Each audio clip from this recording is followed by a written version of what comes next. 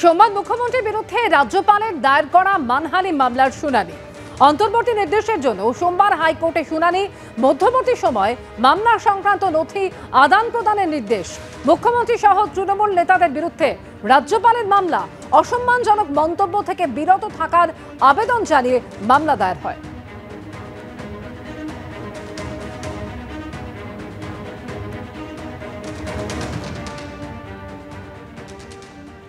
8 বছর আগে বাঁকুড়ার প্রতিবাদী খুন তৃণমূল নেতার যাবজ্জীবন কারাদণ্ড হলো।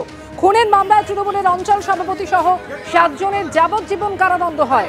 2012 সালে ইন্দিরা আবাস যোজনার টাকা তছরূপ এবং তার প্রতিবাদ করায় পিটিয়ে খুন করা হয়। গণপিটুনিতে প্রতিবাদী গোলাম কুদ্দুস শেখ খুন হন। 41 জনের বিরুদ্ধে অভিযোগ দায়ের হয়। 13 জনের বিরুদ্ধে চার্জশিট পেশ করে বাঁকুড়ার জয়পুর থানা।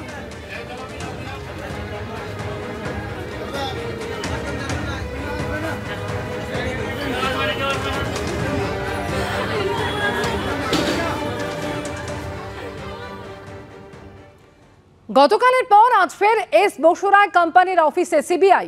গতকাল 8.5 ঘন্টা তল্লাশির পর আজ ফের হানা কেন্দ্রীয় এজেন্সির। হাইকোর্টের নির্দেশের পর ওএমআর দুর্নীতি খুঁজতে ফের অভিযানে নামলো সিবিআই। সাদান অ্যাভিনিউতে এস বসুরায় কোম্পানির যে অফিস রয়েছে সেখানে পৌঁছে যান সিবিআই অফিসাররা।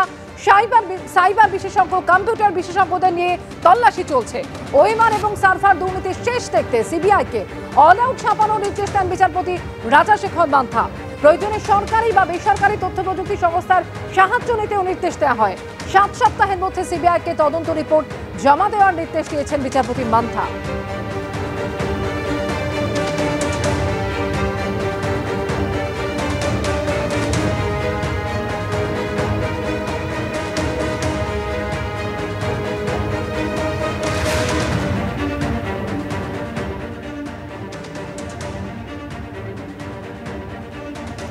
পরের খবরে আসবো। এসএসকেমে ভুয়ো চাকরি দেওয়ার নামে প্রতারণা, 2 জনকে গ্রেফতার করা হলো। এসএসকেম চত্বর থেকে ভবানীপুর থানার পুলিশের হাতে গ্রেফতার করা হয় এই 2 জনকে। এসএসকেমের চিকিৎসকের সহকারী চাকরির নামে প্রতারণায় হাসপাতাল চত্বরেই ভুয়ো চাকরির নিয়োগপত্র দেওয়ার সময় পাকড়াও করা হয়। 2 জনকে হাতে নাতে পাকড়াও করে এসএসকেমের আউটপোস্টের পুলিশ।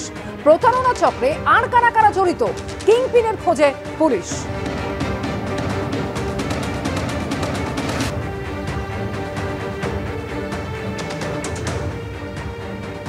এসএসকেএম হাসপাতালের ডাক্তারের সহকারী হিসেবে চাকরির প্রতারণা চক্র, এবং সেই প্রতারণা চক্রে 2 জনকে গ্রেপ্তার করেছে ভবানীপুর থানার পুলিশ।